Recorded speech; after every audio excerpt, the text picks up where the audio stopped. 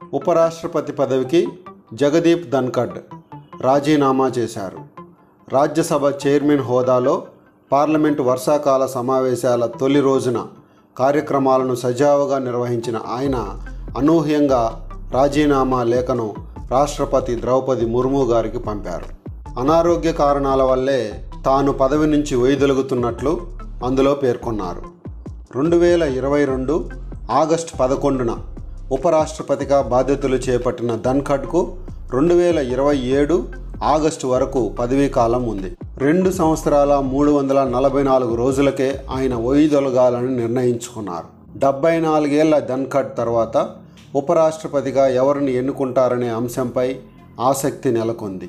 హరివంశ్కు అవకాశం ఇస్తారా అనే చర్చ జరుగుతుంది. స్వతంత్ర భారత చరిత్రలో ఉపరాష్ట్రపతి పదవిలో ఉండి పదవీకాలం ముగియక ముందే రాజీనామా చేసిన వారిలో ధన్ఖడ్ 3వ వారు.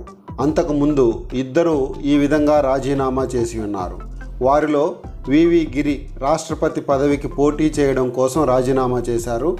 రాష్ట్రపతి ఎన్నికల్లో పోటీ చేసి ఓడిపోయిన బైరాన్ సింగ్ షెకావత్ తన పదవీ కాలానికి నెల ముందుగా రాజీనామా చేశారు. అయితే అధ్యక్షులుగా ఎన్నికయ్యాక ఆర్ వెంకట్రామన్, శంకర్ దయాళ్ శర్మ, కేఆర్ నారాయణన్ ఉపరాష్ట్రపతి పదవికి రాజీనామా చేశారు. మరో ఉపరాష్ట్రపతి కృష్ణకాంత్ పదవిలో ఉండగా మరణించారు.